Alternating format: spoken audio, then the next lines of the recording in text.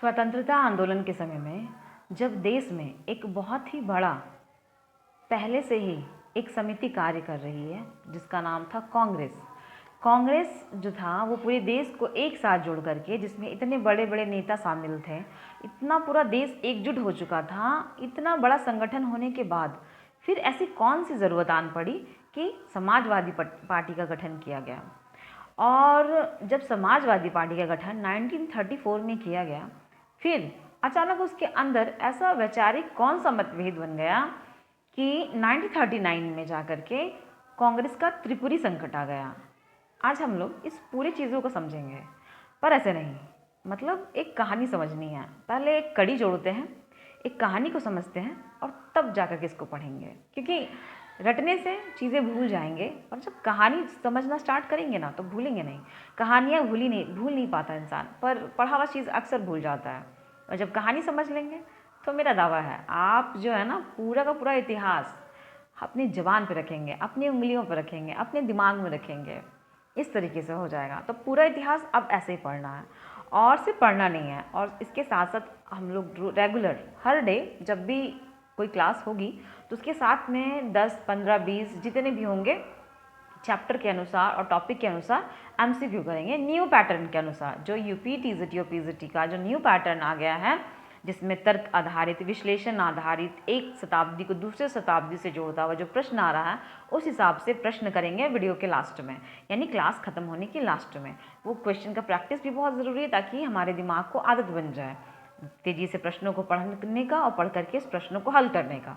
ये भी हो जाएगा। तो हमारा जो है समझने का न्यू पैटर्न हम लोग फॉलो करेंगे, जिसमें सिर्फ पढ़ेंगे नहीं, कहानी पढ़ेंगे, तिथियों को उसी हिसाब से भी पढ़ेंगे। पढ़ते हुए इस चीज़ को हम लोग समझेंगे, ठीक है। जब नए तरीके से पढ़ाई होगी तो एग्ज़ाम कैसे नहीं निकलेगा, एग्ज़ाम तो फिर निकलना ही है और हमारा उद्देश्य यही है, परीक्षा भी निकालनी है और समझ को भी बेहतर बनाना है। तो चलिए समझते हैं एक बार। एक बात बताइए मुझे, एक प्रश्न का पहले आप लोग जवाब दीजिएगा हम लोग अपने क्लास को स्टार्ट करने से पहले। अगर मान के चलिए आप अपने घर का एग्जाम्पल ले लीजिए। अगर आपके घर में पूरी फैमिली है, चाहे जितने भी आप लोग सदस्य हैं, पूरी फैमिली है और पूरी फैमिली को कोई एक ही काम करना हो, लक्ष्य एक ही काम होगा, चाहे जो भी हो, जो भी आपके घर में, मान लीजिए कोई भी मुद्दा उठा लीजिए, उस मुद्दे पे काम करना है, चाहे घर की साफ़ सफाई हो, मे भी दीपावली आती है, छठ पूजा आता है, कुछ भी फेस्टिवल है उसमें स्पेशल काम करना होता है, चाहे जो भी ईद मुहर्रम जो भी आता हो।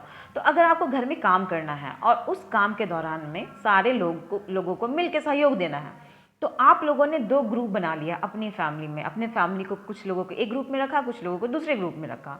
और जब इस तरीके से आप काम कर रहे हैं तो अगर मान के चलिए मुद्दा तो एक ही है, जो एक लक्ष्य तो एक ही है, एक ही काम करना है, लेकिन उस काम को करने के लिए जो दो ग्रुप बनाया है, दोनों ग्रुप के बीच में ऐसा हो जाए कि उसी काम को करने के लिए एक ग्रुप अलग सुझाव दे, दूसरा ग्रुप अलग सुझाव दे।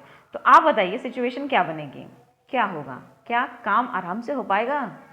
नहीं, वहाँ मतभेद हो जाएगा। मतभेद यानी विचारों का मतभेद हो जाएगा। बस यही सिचुएशन जो है वो कांग्रेस के भीतर बन गई। कांग्रेस के अंदर भी जो विचारों का मतभेद हो गया। अब इस चीज़ को पूरा अच्छे से समझते हैं, ठीक है। ये जो एक युग था, पूंजीवाद, साम्यवाद, समाजवाद, कुछ इस तरह की कड़ियाँ हैं इसके अंतर्गत। तो पहले इस चीज़ को भी एक बार समझ लें। देखिए हमारा देश जो था वो उसमें शुरू से ही जितने भी, ऐसे तो किसी भी देश में इंसान जो होते हैं वो अलग अलग विचारधारा के होते हैं, वही हाल हमारे देश में भी था। कई अलग अलग विचारधारा के व्यक्ति थे, लक्ष्य एक ही था, देश को आज़ाद करवाना, आत्मनिर्भर बनाना, देश को स्वतंत्र कराना, अंग्रेजों के शोषण को खत्म करना। लक्ष्य बस एक ही था सबके साथ, पर बातें ये थी ना कि तरीका अलग अलग था, जिस तरीके की वजह से उग्रवाद, उदारवाद, दो ग्रुप बन गए देश के अंतर्गत, है ना। लक्ष्य तो दोनों का सेम था, दोनों की एक ही सोच थी, पर ये जो दो ग्रुप बने, यही दो ग्रुप जो थे, उसमें से एक ग्रुप जो था वो गांधीवादी विचारधारा वाले व्यक्ति थे। उनका क्या सोचना था? उनका सोचना था कि देश को तो आज़ाद करवाना है ही, लेकिन कैसे? सत्य से, अहिंसा से, और ऐसा कार्य करना है जिससे देश के लोग जो हैं वो अंततः वही काम करें, वही चीज़ पाएं, लेकिन कैसे? बिना किसी झगड़े के, बिना किसी खून खराबे के। एक ग्रुप ये चाह रहा था, ठीक है। तभी अचानक से जो दूसरा ग्रुप आता है वो कैसी सोच का आता है? तो अगर हम बात करें जो दूसरा ग्रुप था, लेकिन जो दूसरा ग्रुप था वो ग्रुप क्या कह रहा था कि नहीं, आज़ादी चाहिए, पूर्ण स्वतंत्रता चाहिए, लेकिन वो स्वतंत्रता ऐसे नहीं, रुक रुक के नहीं, धीरे धीरे नहीं, तेजी लाइए, संघर्ष करिए, ज़रूरत पड़े तो अंग्रेज़ों के का जो नियम है उसे कुचलिए, तत्काल कार्रवाई करिए। वो जो दूसरा ग्रुप था ये कह रहा था। बस यहीं से सारा गेम शुरू हो जाता है इस स्वतंत्रता संघर्ष में, इस स्वतंत्रता आंदोलन में जो विचारों का मतभेद शुरू हो जाता है। दरअसल बात ये थी कि जिस समय में पूरा देश, मतलब पूरा विश्व कहा जाए तो पूरा विश्व जो था वो 3 भागों में बट चुका था। कहीं पूंजीवाद था, कहीं साम्यवाद था, तो कहीं समाजवाद था। अब इस वजह से जो पूंजीवादी देश थे वहाँ पर भी लोग जो थे वे पूंजीवाद का कहीं कोई समर्थन कर रहा था तो कोई विरोध कर रहा था। वही हाल समाजवाद के साथ में था। दरअसल बात ये था कि जो पूंजीवादी हैं वे तो पूंजी का समर्थन करते हैं, यानी जो अमीर है उनके पास पैसे हैं तो वो पूंजी करें, ठीक, उद्योगों का स्वामी बन जाए। परंतु जो साम्यवाद थे वे क्या कर रहे थे, वे तो सिर्फ छोटे वर्गों की बात कर रहे थे। पर जो समाजवादी विचारधारा वाले व्यक्ति थे वे मिला जुला रूप कह रहे थे। वे कह रहे थे कि नहीं ठीक है, आप अमीर है तो अमीर रहिए, आप गरीब है तो ठीक है, गरीब है तो इसका मतलब ये नहीं कि हमेशा गरीब रहिए। अमीरों को चाहिए कि गरीबों को अधिकार दें, उन्हें आगे बढ़ने का मौका दें। आप जो है सरकार को ही चाहिए कि सरकार कोई ऐसे कानून लाए जिसके माध्यम से जो अमीर हैं उन्हें, ठीक है वे अमीर हैं, अपना आगे बढ़ें, उन्हें सहयोग मिले, लेकिन उनके साथ कुछ ऐसे कानून बनाए जाए कि अमीर अमीर ना होता चला जाए और गरीब गरीब ना होता चला जाए। यानी समाज में समानता आए, आर्थिक समानता आए, विकास हो। ऐसा ना हो कि जो समुदाय, ऐसा समाज, ऐसा समुदाय जो शोषण हो रहा है वो शोषित होता रह जाए, ऐसा नहीं हो। ये बात समाजवादियों की थी और यही विचारधारा जो था वो हमारे देश के उन युवा नेताओं पर बहुत ही ज़्यादा प्रभाव डालता है जो चाह रहे थे कि तत्काल कार्यवाही हो, क्योंकि उन्हें ये विचारधारा अपनी ओर आकर्षित करने लगी इस सोच के साथ कि इससे देश में समानता आ जाएगी। भारत उस समय बहुत ही बुरी परिस्थिति में था। किसान जो थे वे क्या कर रहे थे, अब उस समय जो युवा नेता थे उनका एक ही विचार था कि अगर अंग्रेज, मान के चलिए देश आज़ाद हो जाता है और अंग्रेज देश छोड़ के चले जाते हैं तो इससे क्या हो जाएगा, क्या देश ठीक हो जाएगा, क्या देश की स्थितियाँ परिस्थितियाँ सही हो जाएंगी? तो नहीं। क्यों? क्योंकि अंग्रेज तो चले जाएंगे लेकिन जो पहले यहाँ से जो व्यक्ति रह रहे हैं उनका क्या होगा? अब एग्जाम्पल ले लीजिए, हम लोग एग्जाम्पल से बात कर लेते हैं कि मान के चलिए एक उद्योगपति है, वो उद्योग लगाता है, तो क्या वो उद्योग लगाता है तो खुद काम करता है? नहीं। काम कौन करता है? मजदूर करते हैं, उनके यहाँ का लेबर काम करता है। और मुनाफा कौन लेता है? मुनाफा तो उद्योगपति ले जाते हैं। लेबर को क्या मिलता है? उन मजदूरों को क्या मिलता है? तो थोड़ी बहुत तनख्वाह, जिससे उनका गुजारा भी नहीं होगा। तो जरा आप ही सोचिए कि सारा कार्य करने वाले कौन? तो गरीब मजदूर, और मेहनत का फल मिल किसको रहा है? तो उद्योगपतियों को। यही चीज़ समाजवादियों को अच्छा नहीं लगी और यही बात हमारे देश के उन युवा नेताओं को, जिनमें जयप्रकाश नारायण, राम मनोहर लोहिया, अच्युत पटवर्धन, मीनू मसानी, ये सारे लोग इसमें शामिल थे। इन लोगों को ये अच्छा नहीं लगा। इनका कहना था कि ऐसा क्यों हो रहा है कि एक समुदाय जो है वो दूसरे समुदाय को ही शोषण कर रहा है और साथ में वो सभी के सभी भारतीय हों। तो अंग्रेज के जाने से क्या फ़ायदा हुआ जो देश उस स्थिति में ना पहुंच सके कि जहां सभी लोग शांतिपूर्ण जीवन जी सकें। आखिर मुखौटा माना जाए तो मुखौटा ही चेंज होगा, इंसान, उसके मुखौटे के पीछे वाला व्यक्ति तो वही रहेगा शोषण करने वाला, और मुखौटे का जो सामना करेंगे वो व्यक्ति वही रह जाएंगे शोषित होने वाले। बस क्या होगा, मुखौटे के पीछे जो अभी वर्तमान में अंग्रेज हैं, बाद में उस समय कौन आ जाएगा? जमींदार आ जाएंगे, सारे जमीनों के मालिक आ जाएंगे, उद्योगपति आ जाएंगे। क्योंकि उस जमीन पर, जिस जमीन पर अपना हक जताने वाले जमींदार है, लेकिन उस जमीन का असलियत में प्रयोग करके और उस जमीन से लाभ देने वाला जो व्यक्ति है वो केवल मजदूर है।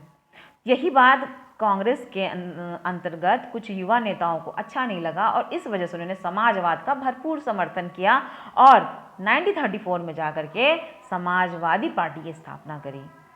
पर क्या गांधी जी ने इसका विरोध किया? तो नहीं। देखिए, गांधी जी का विचार बिल्कुल अलग था।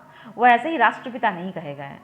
मतलब उनके योगदानों की बात ना हम लोग हर क्लास में करेंगे और उनके बारे में ना समझेंगे, उनकी सोच समझेंगे, उनकी विचारधारा समझेंगे। सच बताऊं तो मैं पर्सनली उनकी विचारधारा से बहुत प्रभावित हूँ। क्योंकि उनकी जो सोच रही थी उस समय, वो तो अलग ही बात है कि हम लोग उस समय की बातों को नहीं जान पाएंगे, लेकिन अब भी उस चीज़ को पढ़ने के दौरान में जो क्रम निकलता है, उस चीज़ को जब पढ़ते हैं ना, तो समझ में आता है कि एक अकेला व्यक्ति, मतलब इतना सक्षम व्यक्ति जो जिसने बैरिस्ट्री की पढ़ाई करी हो, वो सक्षम व्यक्ति जो था वो चाहता तो बहुत सुख से जीवन जीता, लेकिन उसने सुख नहीं अपनाया, पूरा जीवन झोंक दिया, त्याग दिया, अपना हर सुख को त्याग दिया भारत के लिए, भारत के हर इंसान के लिए त्याग दिया। यही एग्जाम्पल हम लोग नेल्सन मंडेला की बात करें तो उनका जीवन भी कुछ ऐसा ही रहा। खैर उनकी बात जब हम लोग वर्ल्ड हिस्ट्री की बात करेंगे तो उस समय उनकी बारे में बात की जाएगी। अभी वर्तमान में तो हमारे लिए, हमारे देश के गांधी जी अति पर्याप्त हैं, पर्याप्त से भी कहीं ज़्यादा। हाँ, तो आते हैं क्लास पर।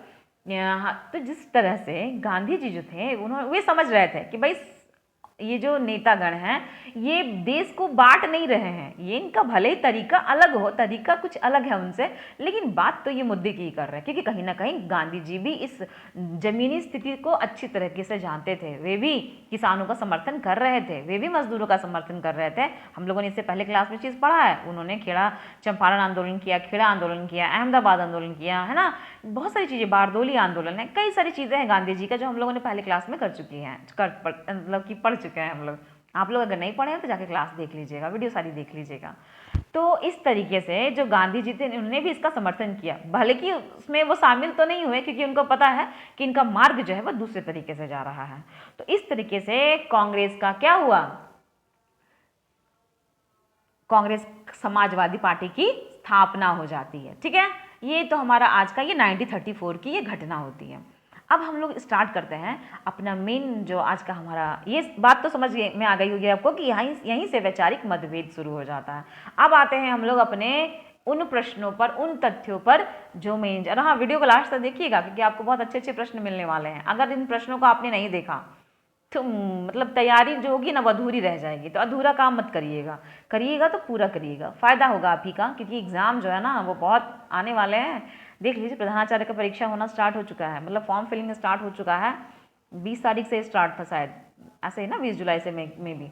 तो अगर वो आ चुका है तो फिर सोच लीजिए, आप अगर अभी भी इस भ्रम में जी रहे हैं कि पता नहीं वैकेंसी आएगी या नहीं, तो बेवकूफ़ी होगी, मेरे हिसाब से तो बेवकूफ़ी होगी।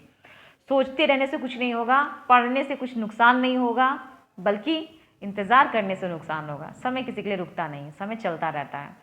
तो चलिए स्टार्ट करते हैं आज का हम लोग अपना कांग्रेस का त्रिपुरी संकट 1939।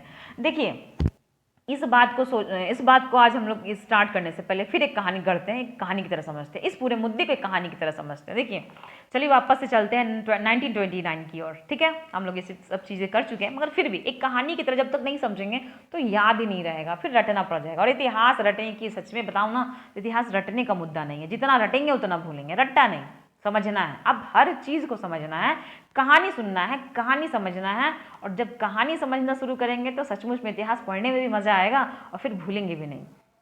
तो चलिए 1929 से स्टार्ट करते हैं अपनी बात।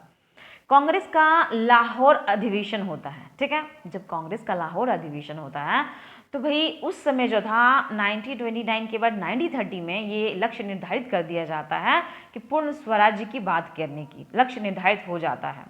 पूर्ण स्वराज्य कैसे आएगा? क्या सिर्फ कांग्रेस अकेले भारत में पूर्ण स्वराज्य ला सकती है?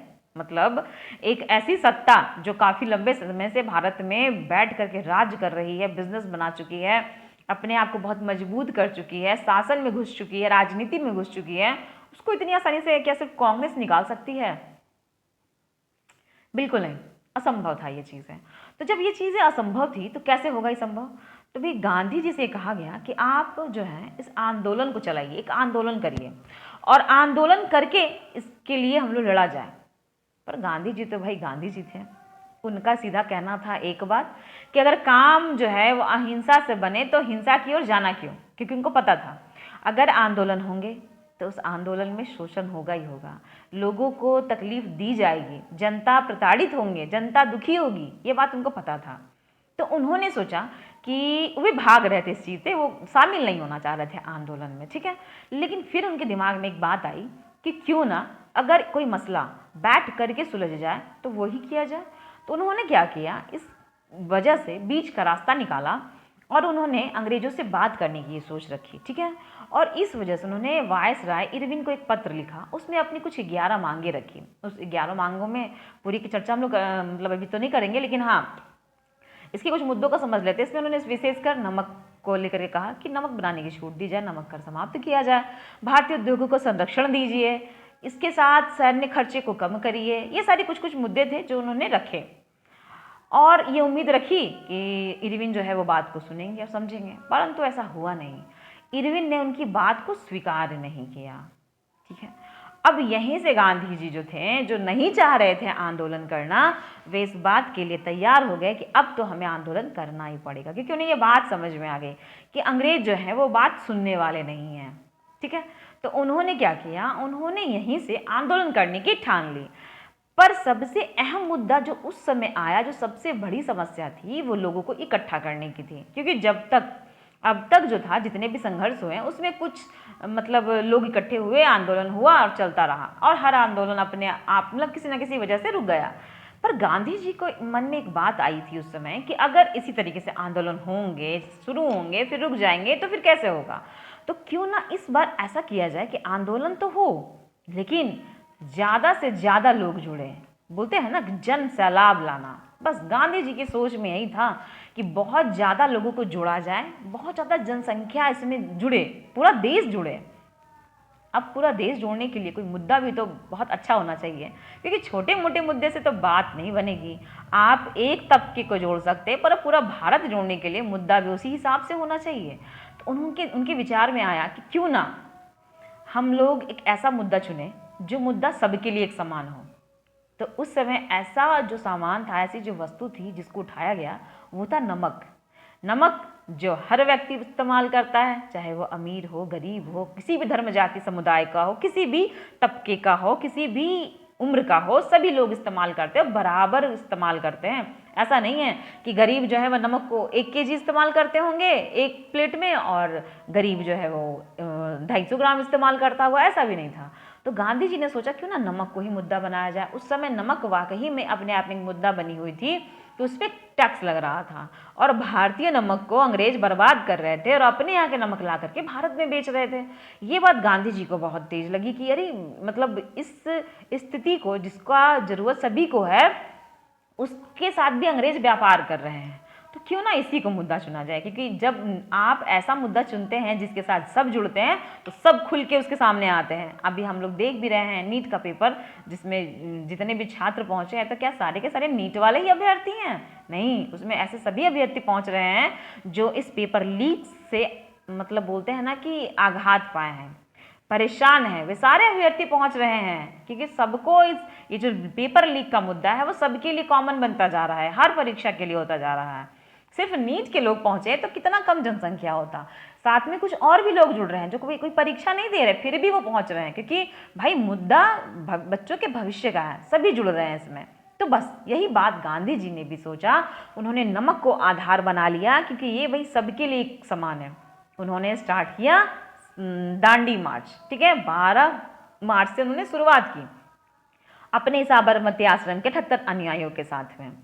6 अप्रैल को जाकर के 1930 में स्टार्ट किया था, 12 मार्च से उन्होंने पैदल यात्रा की थी। 6 अप्रैल 1939 को वे नमक कानून को वो तोड़ते हैं, और इस वजह से 5 मई को गांधी जी को गिरफ्तार कर लिया जाता है। गांधी जी तो चले गए जेल में, और साथ साथ कुछ और नेताओं को गिरफ्तार कर लिया जाता है। तो जब गांधी जी जेल में हैं और कांग्रेस के नेता जेल में हैं कुछ हद तक, तो आप ही सोचिए फिर कांग्रेस की गतिविधियां तो धीरे पड़ जाएंगी। लेकिन ये जो सविनय अवज्ञा आंदोलन था, इसने ऐसा कमाल किया कि पूरा देश इसके साथ जुड़ गया था, जन सैलाब आ गया था इसकी वजह से। अंग्रेज ना उनका रूह कांप चुका था, ऐसा हो गया था। सविनय अवज्ञा आंदोलन ने कमाल किया था, और इसका परिणाम देखने को ये मिलता है कि इसी बात से के बाद से गांधी जी से बात करने के लिए, और इरविन जो थे वे घबरा गए, उन्हें अब लगने लगा कि हमें तो बात करना है। इस वजह से उन्होंने प्रथम गोलमेज सम्मेलन भी रखा, 1930 से 1931 में चला, जिसमें सभी लोग पहुंचे, पर गांधी यानी कांग्रेस के समुदाय का कोई नहीं पहुंचा। क्यों? गांधी जेल में थे, कई बड़े नेता जेल में थे, जो बचे थे उन्हें गांधी जी ने रोक दिया कि जब तक अंग्रेज हमसे बात नहीं करेंगे हम नहीं आएंगे। और इरविन को समझ में आ गया कि सब कुछ होने के बाद भी, गोलमेज सम्मेलन होने के बाद भी आंदोलन तो वैसे ही चल रहा है, तो उन्हें समझ में आ गया कि जब तक कांग्रेस से बात नहीं किया जाएगा तब तक कुछ नहीं होगा। फिर वे गांधी इरविन के बीच समझौता होता है और इरविन बुलाते हैं गांधी जी को बात करने के लिए।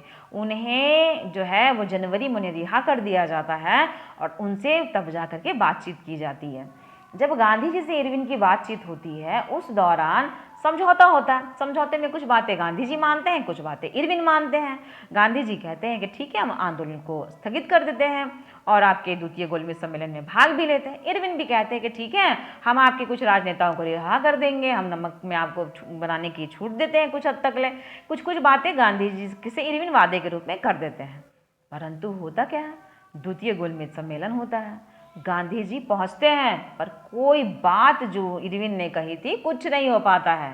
सारी की सारी बातें धरी की धरी रह जाती हैं। गांधी जी उसी समय समझ जाते हैं कि ये अंग्रेज बात से नहीं मानने वाले, बोलेंगे तो मानेंगे नहीं। फिर गांधी जी वापस से चले आते हैं और आने के बाद में लंदन से जब वो आते हैं तो उन्होंने फिर से आंदोलन शुरू कर देते हैं और इस बार अंग्रेजों का रवैया और बुरा हो जाता है और वे गांधी जी को भी गिरफ्तार करते हैं और नेताओं को भी गिरफ्तार कर लेते हैं। और गांधी जी यहीं से समझ जाते हैं कि अब जो ये अंग्रेज हैं और दमनकारी नीतियां अपना रहे हैं। तो गांधी जी ये उसी समय देखिए गोलमेज सम्मेलन, जो द्वितीय गोलमेज सम्मेलन असफल रहा, उसमें अंबेडकर जी के दलितों वाली जो मुद्दा आ गया था वो एक रोड़ा अटका गया। तो गांधी जी वहीं से समझ जाते हैं कि अभी तो भारत ही बटा हुआ है, तो अंग्रेजों को क्या हम अलग करेंगे, अंग्रेजों को कैसे देश को बचाएंगे। तो उन्होंने सोचा कि क्यों ना अब हम जो अंबेडकर की बात है अब हम पूरे देश को जोड़ें। जो ये दलित समुदाय बना है, जो भारत ही कई भागों में बटा, उस भारत को पहले जोड़ा जाए। इसलिए उन लोगों ने क्या किया, हरिजन की ओर वो मुड़ गए। और हम लोगों ने इस बारे में पढ़ा भी है कि उन्होंने हरिजन को लेकर के बहुत सारे कार्य किए हैं, है ना। अब आगे तो इस तरीके से ये पूरी कड़ियाँ चलती रहती हैं और तब जा कर के द्वितीय गोलमेज सम्मेलन के माध्यम के बाद से, द्वितीय गोलमेज सम्मेलन के बाद से गांधी जी इस बात को समझ जाते हैं और पूरी कांग्रेस जो है वो 1937 के प्रांतीय चुनाव में भाग लेती है। चुनाव जीतती है, कांग्रेस की सरकार बनती है। उसमें भी विवाद हो जाता है, कुछ कहते हैं सरकार बनाएंगे, कुछ कहते हैं सरकार नहीं बनाएंगे। गांधी जी कहते हैं सरकार बनाओ पर जनता की सेवा करो, यही चीज़ होता है। और जब कांग्रेस का फिर अचानक, जो हम लोगों ने पढ़ा भी था कि कांग्रेस जो है वो त्याग पत्र दे देती है। अब इस पूरी चीज़ को ना बहुत लंबा वीडियो होता जा रहा है, तो थोड़ा सा हम लोग अपने क्लास पे आते हैं वरना वीडियो बहुत ज़्यादा लंबा हो जाएगा, ठीक है। तो इस तरीके से होता है और हम लोग ने देख लिया समाजवादी पार्टी कैसे बनती है। अब हम लोग आज जानने वाले हैं कि जो कांग्रेस का त्रिपुरी संकट था वो क्या था, ठीक है। तो चलिए समझते हैं कांग्रेस का त्रिपुरी संकट। तो देखिए, कांग्रेस का त्रिपुरी संकट जो है वो 1939 में आता है। 1938 में सबसे पहले क्या होता है, हरिपुर यानी गुजरात में कांग्रेस का वार्षिक अधिवेशन होता है। सुभाष चंद्र बोस को अध्यक्ष के पद के लिए चुन लिया जाता है। सुभाष चंद्र बोस जो अध्यक्ष पद पर चुन लिए जाते हैं, आ जाते हैं। उसके बाद से जवाहरलाल नेहरू की अध्यक्षता में एक राष्ट्रीय योजना समिति की स्थापना होती है। भैया अध्यक्ष बन गए तो कार्य करने के लिए, कोई मान लीजिए देश का विकास करना है तो कोई योजना तो बनानी पड़ेगी ना। इसकी वजह से राष्ट्रीय योजना समिति का गठन किया जाता है। 1939 में त्रिपुरी यानी जबलपुर में कांग्रेस का वापस से अधिवेशन होता है, क्योंकि पहला अधिवेशन होता है, कार्य शुरू हो चुका है, योजना समिति की स्थापना हो जाती है।